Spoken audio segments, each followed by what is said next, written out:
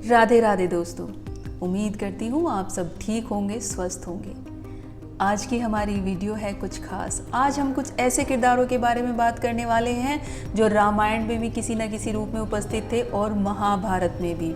जैसे जैसे हम इन पात्रों की गहराइयों में उतरते हैं, हमें ये एहसास होता है कि धर्म, चेतना और कर्म की यात्रा कभी समाप्त नहीं होती। अर्थात रूप बदलते रहते हैं, शरीर बदलते रहते हैं, पर आत्मा का अपना एक काम जो वो अलग अलग रूप को धारण करके करती है, वो चलता ही रहता है।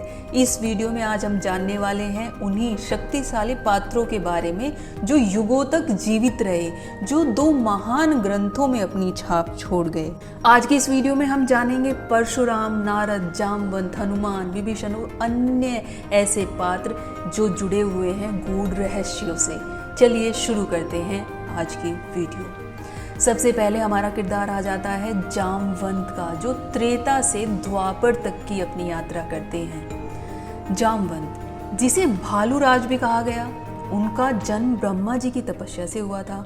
वे केवल एक योद्धा नहीं बल्कि ज्ञान, भक्ति और सेवा के प्रतीक थे। रामायण में जामवंत श्री राम के साथ मिलकर रावण के खिलाफ युद्ध छेड़ देते हैं। वे हनुमान को उनकी शक्ति की याद दिलाते हैं। जब हनुमान दुखी होकर बैठ जाते हैं और सोचने लग जाते हैं कि मैं श्री राम की मदद कैसे करूंगा, तब जामवंत हनुमान से कहते हैं, हे पवन पुत्र, आप कैसे डर सकते हैं? आप वही तो हैं जिन्होंने सूर्य को फल समझकर निगल लिया था। इतना बड़ा सूरज जिसकी तरफ कोई देख नहीं सकता, और आपने उसे एक मामूली फल समझा और निगल गए। उसे मिन्नतें करनी पड़ी आपके अंदर से बाहर आने में। भला आप किसी से कैसे डर सकते हैं? वो जामवंत ही थे जिन्होंने हनुमान को प्रेरित किया समुंदर लांघ जाने के लिए, लंका पहुंचने के लिए। उनकी यही प्रेरणा हनुमान के भीतर गुप्त शक्तियों को जगाती है। यही जामवंत हमें फिर से देखने को मिलते हैं महाभारत द्वापर युग में। द्वापर युग में जामवंत कृष्ण से युद्ध करते हैं श्यामंतक मणि के विवाद को लेकर। लेकिन जैसे ही उन्हें श्री कृष्ण की पहचान होती है, वे युद्ध रोककर अपनी बेटी जामवंती का विवाह श्री कृष्ण से कर देते हैं, क्योंकि अब उन्हें पता चल चुका था कि ये तो मेरे श्री राम ही हैं जो रूप बदलकर अब द्वापर में कृष्ण की भूमिका निभा रहे हैं। जामवंत वह चेतना है जो युगों तक जीवित रहती है, जो स्मृति दिलाती है कि हम कौन हैं। उनका किरदार हमें बताता है कि ज्ञान, भक्ति और सेवा कालों काल तक चलती रहती है। दूसरा हमारा किरदार आ जाता है महर्षि दुर्वासा। ये नाम आपने कई बार सुना होगा, अगर आपको ध्यान है तो रामायण में भी और महाभारत में भी। दुर्वासा कोई क्रोध नहीं, वरदानों के संचालक थे। हमें बस यही सुनने मिलता है कि उन्होंने श्राप दिया, पर मायने कुछ और भी छिपे हुए थे उनके किरदार में। रामायण में जब वो सीता से मिलते हैं तो वो सीता को बताते हैं उनका भविष्य। वो सीता को बताते हैं कि उन्हें वनवास भी झेलना पड़ेगा और एक समय आएगा जब उन्हें धरती की गोद में समाना भी होगा। और ये कोई श्राप नहीं था, ये एक चेतावनी थी, एक मार्गदर्शन था सीता के लिए जो उन्होंने सीता माता को दिया था। यही दुर्वासा जब हमें महाभारत में देखने को मिलते हैं तो द्वापर युग में दुर्वासा कुंती को एक वरदान देते हैं। जब कुंती के घर दुर्वासा आते हैं तो कुंती उनकी बहुत सेवा करती है, तो दुर्वासा ऋषि खुश होकर कुंती को वरदान देते हैं कि मैं तुम्हें एक ऐसा मंत्र देता हूँ जिससे तुम जिस भी देवता के जैसा चाहो पुत्र प्राप्त कर सकती हो।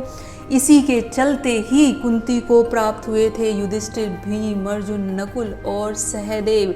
नकुल और सहदेव कुंती के पुत्र नहीं थे, पर इसी मंत्र के द्वारा इनकी भी उत्पत्ति हुई थी। यहाँ ये तो साफ समझ में आ जाता है कि एक काल चक्र को पूरा करने के लिए, क्योंकि समय के गर्त में कुछ ऐसा लिखा हुआ था कि पांडु तो किसी भी तरीके से संतान की उत्पत्ति कर ही नहीं सकता, इसीलिए शायद दुर्वासा ऋषि पहले से इस कहानी में आते हैं और कुंती को आशीर्वाद देते हैं, ये मंत्र देते हैं। जरा सोचिए, अगर कुंती के पास ये मंत्र ना होते तो युधिष्ठिर, भीम, अर्जुन, नकुल, सहदेव कहाँ से होते? क्योंकि पांडु तो पहले ही एक श्राप झेल रहे थे जिसके चलते वो अपनी पत्नियों से संबंध नहीं बना सकते थे, तो संतान उत्पत्ति का तो सवाल ही नहीं उठता। पर पांडवों को तो आना था। अगर पांडव ना होते तो महाभारत याद कैसे रखा जाता? धर्म और अधर्म की लड़ाई को कैसे दुनिया के सामने लाया जाता? अगला किरदार हमारा आ जाता है नारद मुनि का। नारायण नारायण, ये वर्ड तो अगर आपने पुरानी रामायण देखी है, श्री कृष्णा देखी है, वहाँ कई बार सुना होगा। नारद मुनि का नाम लेते ही ये नारायण नारायण कानों में गूंजने लग जाता है। वो देवताओं, ऋषियों और मुनि के बीच में संदेश वाहक का काम करते थे। सबसे पहले मैसेंजर वही थे जो सबको मैसेज दिया करते थे। रामायण में नारद ने श्री राम के जन्म और उनके कार्यों की भविष्यवाणी की थी। वही वो इंसान थे जिन्होंने वाल्मीकि को प्रेरित किया था रामायण लिखने के लिए। उन्होंने ही वाल्मीकि को बोला था कि उन्हें जो भी चीज़ें, घटनाएं जहाँ जहाँ जैसे घट रही है वो उसको लिखित रूप में समाज के सामने रखना होगा। और तभी हमारे सामने आई थी वाल्मीकि रचित रामायण। महाभारत में यानी द्वापर युग में यही नारद मुनि युधिष्ठिर को राजधर्म सिखाते हैं, भीम को नीति बताते हैं और कृष्ण को मार्ग स्पष्ट करते हैं। यहाँ इतना तो आपको पता चल ही चुका है कि ये हर युग में धर्म का पालन करने के लिए, अधर्म के खिलाफ रास्ता बनाने के लिए किसी भी रूप में आते हैं, पर आते अवश्य हैं। नारद मुनि केवल सूचनाएं नहीं लाते थे, वे चेतना के संदेश वाहक थे। वे उस ऊर्जा के प्रतीक थे जो ज्ञान और भक्ति का संतुलन बनाए रखती है। आगे हमारे पास आ जाते हैं परशुराम। परशुराम के नाम से भला कौन वाकिफ नहीं है। ये थे भगवान विष्णु के छठे अवतार। परशुराम रामायण में भी उपस्थित थे, परशुराम महाभारत में भी उपस्थित थे। महाभारत में परशुराम ही थे जो भीम, कर्ण, द्रोणाचार्य जैसे महान योद्धाओं के गुरु बने। यहाँ वो सिर्फ योद्धा नहीं थे बल्कि नीति और शिक्षा के संचालक थे। परशुराम का जीवन हमें दिखाता है कि क्रोध यदि धर्म के मार्ग पर हो तो वह भी कल्याणकारी बन जाता है। अगला किरदार आ जाता है हमारे पास वायुदेव। शांति, शक्ति और समर्पण के प्रेरणा स्रोत। वायुदेव को केवल पवन के देवता नहीं बल्कि जीवन देने वाली चेतना माना जाता है। यह वो तत्व है जो दिखता तो नहीं परंतु हर जीव में उपस्थित है, और यह वह किरदार भी है जो रामायण और महाभारत दोनों में उपस्थित था। वायुदेव ने पवन पुत्र हनुमान को जन्म दिया, अर्थात वो हनुमान के पिता हैं। हनुमान न केवल बलवान थे बल्कि निस्वार्थ सेवा और भक्ति के प्रतीक थे। महाभारत में यही वायुदेव थे जिनके आह्वान से कुंती को भीम प्राप्त हुए थे। भीम वायुदेव के पुत्र थे। भीम में केवल बल ही नहीं था, भीम धर्म और रक्षा के भी प्रतीक थे। वायुदेव के दोनों पुत्रों को अगर ध्यान से देखा जाए, जिसमें कि भगवान हनुमान और शक्ति का प्रतीक भीम थे, वो दोनों एक संतुलन दिखाते हैं।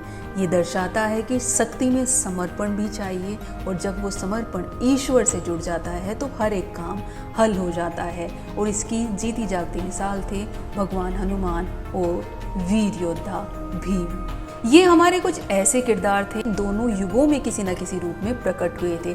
आज हमने इन्हीं योद्धाओं के बारे में बात किया। हम उस सनातन धर्म से जुड़े हुए हैं जहाँ किरदार बदलते रहते हैं धर्म का पालन करने के लिए। राधे राधे।